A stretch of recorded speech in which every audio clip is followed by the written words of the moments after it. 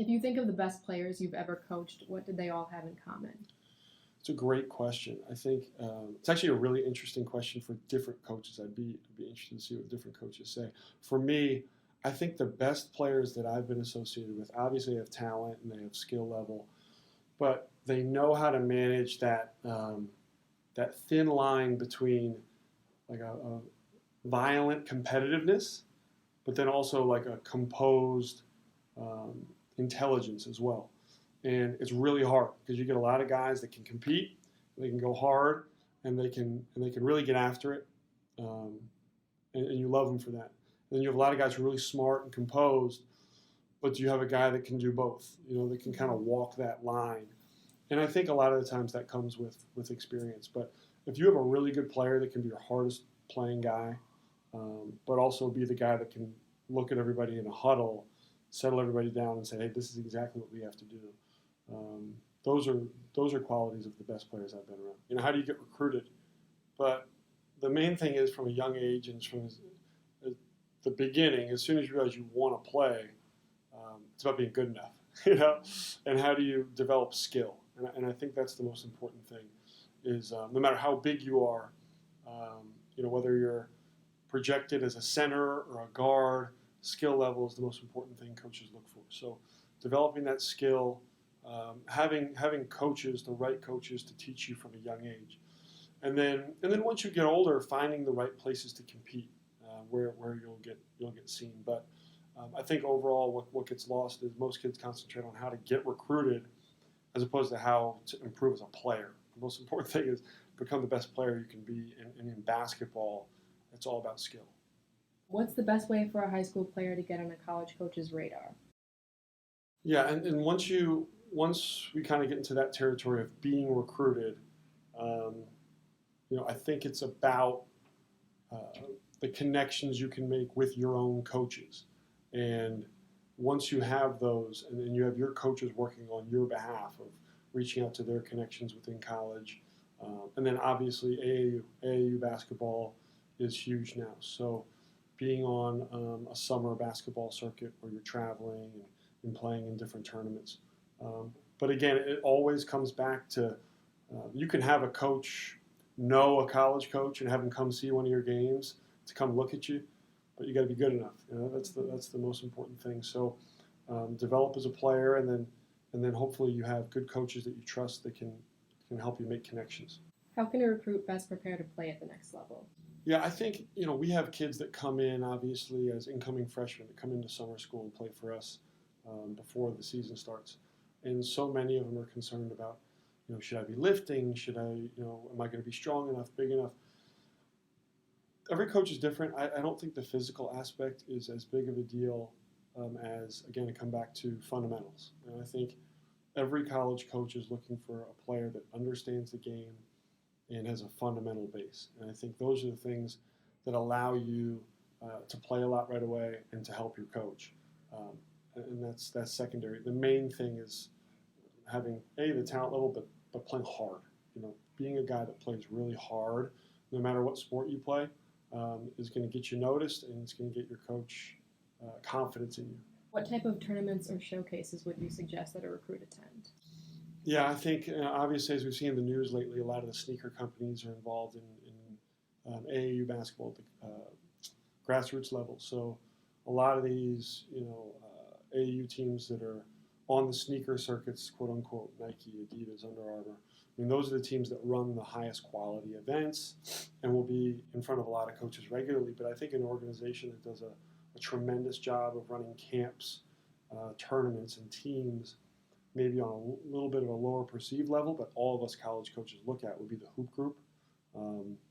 They do a great job of just getting kids in a really competitive environment in front of college coaches. What type of attributes do you look for in athletes that you're recruiting? Every coach is different.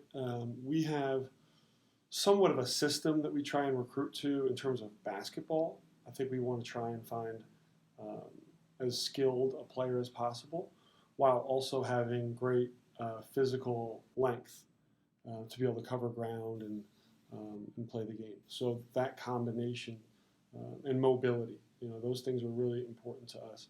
we don't necessarily care so much about raw size as we do being able to move, how you can move, and how you can function. And then the other component is character. Kids that want to do the right thing. Not perfect. They're going to make mistakes, but want to do the right things on and off the court. And that's a judgment call, and I think a big part of evaluating kids now is getting to know them as people before you engage in that. All right, you're coming to our school. At what stage in their basketball career should a high school player start thinking about playing in college?